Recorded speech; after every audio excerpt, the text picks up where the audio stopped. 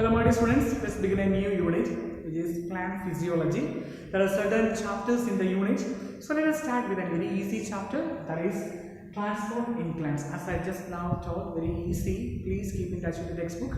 So let's start. So we know that water is an essential for all the physiological purpose and process in the plant. Okay, water is considered as the essential component of protoplasm. At the same time, water itself is act as a chemical reactant.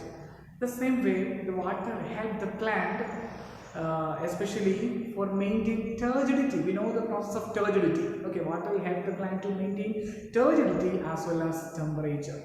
At the same time, we have to know one more thing. So, the movement of water inside the plant is dependent upon some internal and some external factors. Actually, here in this particular chapter, we are going to discuss about the major physiochemical phenomena of water movements in plant. Let us start with the diffusion. Actually, diffusion is very familiar terms to you. The previous year also we have learned. We know the definition of diffusion will be like this. The movement of particles from an area of higher concentration to the area of lower concentration through available space. Let me repeat. The movement of particle from the area of higher concentration to the area of lower concentration through an available space. This is diffusion. Okay, this is very easy. So, diffusion also helps in the movement of water molecule, especially in the case of diffusion. The movement of molecule will be along with the gradient, concentration gradient. This movement will continue until the concentration becomes same in all the available space. So, there should have a particular force or pressure should be there for participating in the process of diffusion. So here also we can see that particular force is none other than kinetic energy. So we can say that kinetic energy always helps the molecule to participate in the process of diffusion. In our day-to-day life also, this diffusion play an important role. One of the best and easy example, if you take a spoon of sugar and add the tea and stir it well, do you know what is happening? That is diffusion. The particle of sugar molecule diffuse into the tea, then after we will get a sweet tea. Okay, so the diffusion also help in the process of exchange of gases, especially in the process of photosynthesis and respiration. We know that this diffusion will help in the process of transpiration. Transpiration means losing of water droplet or moisture content from the leaves. There also it will help. You know how, especially when the transpiration process is going on, the water content or molecule is diffusing from the interstellar space to atmosphere by the help of this diffusion only. So this is something about a common idea about diffusion we already know. But here yet another type of diffusion is there, that is none other than facilitated diffusion.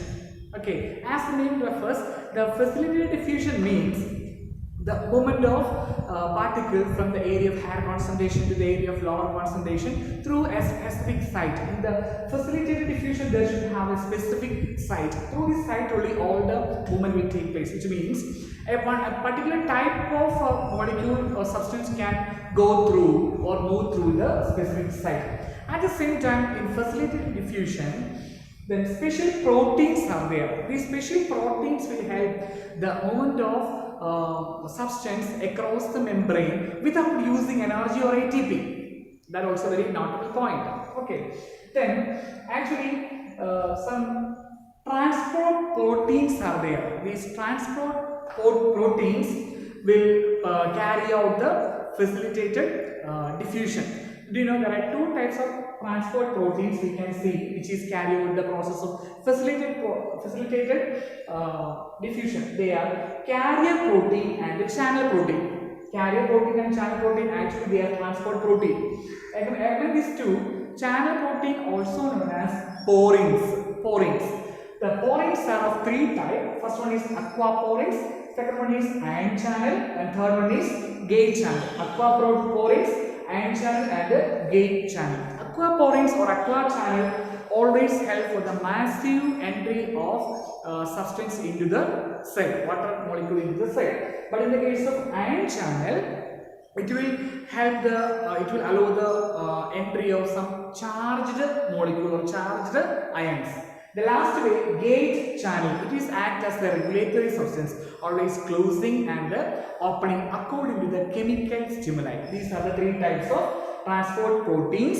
Okay, especially three types of porins or channel protein, which is coming under the transport protein category, which will perform or carry out the process of facilitated diffusion. We can see one picture of facilitated diffusion here. Actually, this is the picture will give you the idea of inside the cell membrane, how the transport protein is acting here. Outside the membrane, how the molecules are waiting to enter inside the membrane. That is, here we can understand the importance of specific site along with the facilitated diffusion.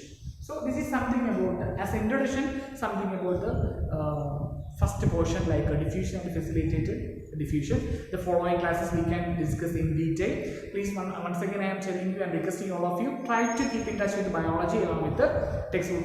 Especially in this chapter we have lots of diagrams and labeling and etc. Definitely I will help you, don't worry. So let's keep in touch with biology. All the best. Thank you.